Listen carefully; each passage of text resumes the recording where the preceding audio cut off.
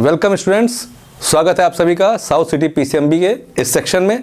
और यहाँ पर आज आपको हम एक बहुत ही इंपॉर्टेंट क्वेश्चन सॉल्व कराने जा रहे हैं और बताने जा रहे हैं कि how to identify the functional group in the given organic compound. आपके सामने कोई ऑर्गेनिक कंपाउंड दिया हो और उसमें पता करना हो कि कौन से फंक्शनल ग्रुप हो, तो उसको कैसे पता किया जाए, उसके लिए हम आपके लिए ये वीडियो लेकर आए हैं। ठीक है, तो हमारा क्वेश्चन है identify the functional group present in the given organic compound, present in the given organic compound। ठीक, और आपके सामने हम कुछ क्वेश्चंस रख रहे हैं और उसको आपको देख के बताना है। ठीक है, फर्स्ट क्वेश्चन हमारा HCOOCH3, second CH3COCOOH, third CH3CCl BrCOH, fourth CH3COOCH2CH3, fifth CH3CNH2 BrCH3, sixth question CH3CClHCClO, seventh CH3COCONH2। Total 7 questions आपके सामने मैंने अभी लिखे हैं और हम जानने जा रहे हैं इस बात को कि इसमें कौन से फंक्शनल ग्रुप प्रेजेंट हैं। We have to identify the functional group present in the given organic compound. ठीक है, तो आइए देखते हैं जो फंक्शनल ग्रुप्स कौन कौन से होते हैं। तो जैसे कि हम लोग फंक्शनल ग्रुप्स के बारे में जान रहे हैं, यहाँ पर पहले वाले में जो फर्स्ट है, अब हो सकता है किसी को ये कीटोन लग रहा हो सकता है किसी को एक कार्बोक्सिलिक एसिड लग रहा हो, बट जब COO रहता है तो this is known as ester. तो इसमें ईस्टर फंक्शनल ग्रुप है। कौन सा है? ईस्टर। जैसे एस्टर भी बोलते हैं, ईस्टर भी बोलते हैं, डिपेंड्स अपॉन यू कि whether you are going to pronounciate it as a ester और एस्टर। तो COO is the functional group which is present in this compound और इसका नाम जो है वो है मिथाइल मिथेनोएट। क्या नाम है? Methyl methanoate. अगर आप पहले का वीडियो हमारा देखेंगे तो उसमें मैंने ईस्टर की नेमिंग की थी और नेमिंग का रूल्स बताया था कैसे ईस्टर की नेमिंग करते हैं और उसमें मैंने ये आपको बताया था। तो उस बेसिस पे हम लोग इसको देख रहे हैं। नेक्स्ट, यहाँ पर कौन सा फंक्शनल ग्रुप है? हो सकता है आपको लग रहा हो कि इसमें 2 कीटोन हो और 1 एल्कोहल है। नहीं, इसमें 2 कीटोन और 1 एल्कोहल नहीं है। इसमें एक कीटोन ग्रुप है और एक COOH है जिसे हम कार्बोक्सिलिक एसिड कह रहे हैं। तो वन इज कार्बोक्सिलिक एसिड और दूसरा फंक्शनल ग्रुप जो इसमें है दैट इज कीटोन। और इसकी नेमिंग करेंगे तो 1 2 3 इसको हम बोल सकते हैं 2 कीटो या 2 oxo propane 1 oic acid, propane 1 oic acid. This is the IUPAC name of this compound. हम तीसरा देख रहे हैं, इसमें कौन से फंक्शनल ग्रुप हैं? बहुत आसान है और हम उम्मीद करते हैं कि आप इसको बता सकते हैं। यस, इसमें एक तो क्लोरो एक ब्रोमो, यानी कि 2 हाइड्रोजन ग्रुप है, एक क्लोरो एक ब्रोमो और एक CHO है। ठीक, जरूरी नहीं है कि हमेशा O नीचे रहे H ऊपर रहे, बस अगर कॉर्नर का जो लास्ट एटम है if it contains a ketone as well as hydrogen then it will become aldehyde. तो ऐसे में इसमें क्लोरीन है दैट इज क्लोरो, एक इसमें है ब्रोमो और एक इसमें है एल्डिहाइड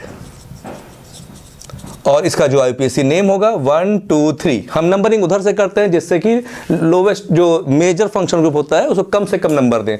तो ऐसे में और हैलोजन में हमें पहले प्रीफिक्स में उसको बोलना होता है जो अल्फाबेटिकल ऑर्डर में पहले आता है। तो ऐसे में इसका नाम हो जाएगा 2 ब्रोमो 2 क्लोरो प्रोपेन 1 अल। एल्डिहाइड के लिए हम लोग अल लिखते हैं। तो this is the IUPAC name of this compound. यहाँ पर हम देख पा रहे हैं सीधे सीधे COO है, तो कंफ्यूज करने के लिए मैंने इसे ओपन कर दिया, यहाँ पे हमने कंफ्यूज करने के लिए बंद कर दिया था।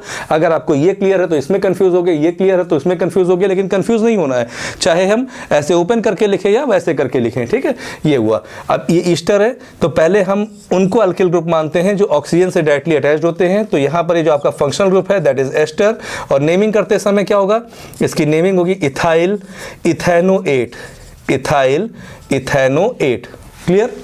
इसमें देखते हैं, इसमें एक तो आपका NH2 ग्रुप लगा है जिसे हम लोग अमीनो ग्रुप कहते हैं। कौन सा? अमीनो। और एक लगा है Br जिसे हम लोग कहते हैं ब्रोमो ग्रुप। क्या बोलते हैं? Bromo group. ठीक, इसकी नेमिंग करनी है, तो नेमिंग करने के लिए हम 1 2 3 और इसका कहते हैं 2 ब्रोमो। ठीक है, क्या हुआ? 2 ब्रोमो। ठीक है, अब ये 2 ब्रोमो हो गया। और यहाँ पे जब इसकी नेमिंग होती है, ठीक है, अमीनो के हिसाब से अगर हम ले रहे हैं, ठीक है, या मिथेनामीन, इथेनामीन, प्रोपेनामीन, क्लास 10 के लेवल में नहीं है ये, लेकिन इसकी IUPAC नेमिंग आपको बता रहे हैं। तो अब अगर हम देख रहे हैं यहाँ पर, तो ये C है और C के साथ में ये इतनी चीज़ें जुड़ी हुई हैं। ठीक है, तो हम यहाँ पर ऐसे कर सकते हैं 2 ब्रोमो, 2 अमीनो, प्रोपेन। बाकी नेक्स्ट लेक्चर में हम अमीन की आपको नेमिंग बताएंगे, अमीन्स की नेमिंग कैसे होती है 1 डिग्री 2 डिग्री 3 डिग्री की। तो फिलहाल अभी ये हो गया। फिर उसके बाद यहाँ पर हम देख रहे हैं कौन सा फंक्शनल ग्रुप है। तो एक तो क्लोरो है, बिल्कुल सही है, क्लोरो है। और एक क्या है? कीटोन और क्लोरो? नहीं, इसे बोलते हैं COCl। This is known as acyl halide. इसे हम लोग एसिल हैलाइड बोलते हैं। तो यहाँ पर क्या है? ये एल्केनोइल क्लोराइड। क्या है? एल्केनोइल क्लोराइड इसका नाम है, पूरे कंपाउंड का नाम है एल्केनोइल क्लोराइड। ठीक, और ऐसे में इसकी जो नेमिंग होगी, इस COCl अपने आप में एक ग्रुप होता है। ठीक है, COCl क्या होता है? अपने आप में एक ग्रुप हो गया है। इसकी नेमिंग करेंगे तो 1 2 3, दिस इज 3 क्लोरो प्रोपेनोइल क्लोराइड। ठीक, यहां पर एक कीटोन ग्रुप लगा हुआ है और एक क्या लगा हुआ है? CONH2। ये कीटोन और अमीन अलग अलग नहीं है, बट दोनों को मिला के एक नया ग्रुप बनता है, इसे कहते हैं एमाइड। कौन सा कहते हैं? एमाइड। तो this is amide group and this is ketone. ठीक है, नेमिंग 1 2 3 तो हो जाएगा 2 कीटो प्रोपेन 1 अमाइड। क्या हुआ? Propane 1 amide. This is the IUPAC name of this company compound. ठीक है, तो इन दिस वे हमें आपको अच्छा लगा होगा कि फंक्शन ग्रुप को जानकर।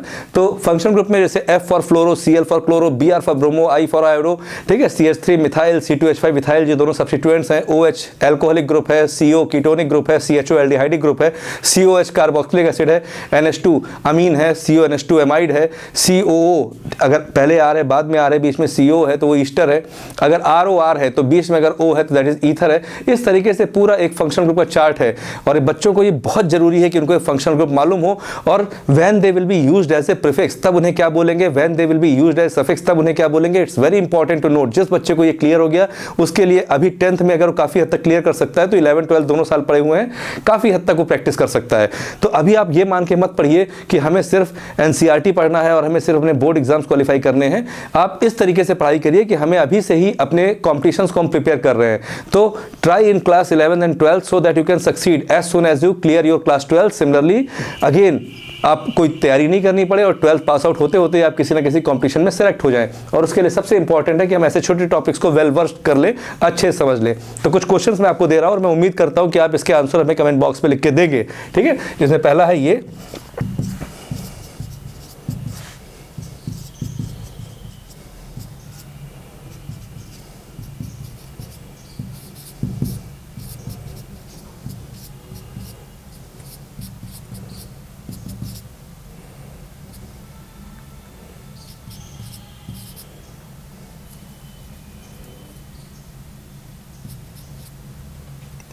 ये 2 क्वेश्चन है जिसमें मैं जानना चाहता हूं कि what is the IUPAC name of this compound, what is the IUPAC name of this compound, as well as you have to find the functional groups present in the given compound, कि आप इसमें कौन कौन से functional group present हैं।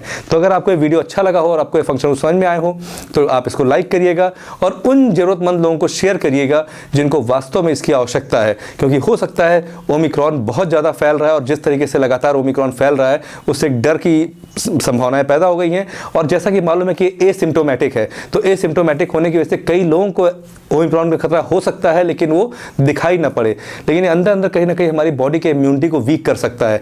तो take care, कहीं ना कहीं मास्क है जरूरी, तो आप बिल्कुल मास्क को जहां तक हो सके लगाइए। ये आपको ठंडक से बचाएगा अगर ओमिक्रॉन का खतरा नहीं है, और अगर ठंडक से आपको डर लगता नहीं है तो आप ओमिक्रॉन के खतरे को महसूस करते हुए मास्क को लगातार लगाए रहिए, खास तौर से जब आप भीड़ में हो। ठीक है, और घर बैठ के हमारे वीडियोस का आनंद लीजिए और लुत्फ उठाइए और हमको मोटिवेट करते रहिए कि हम आपके लिए और वीडियोस बनाते रहें। ठीक है, तो see you in the next video, bye.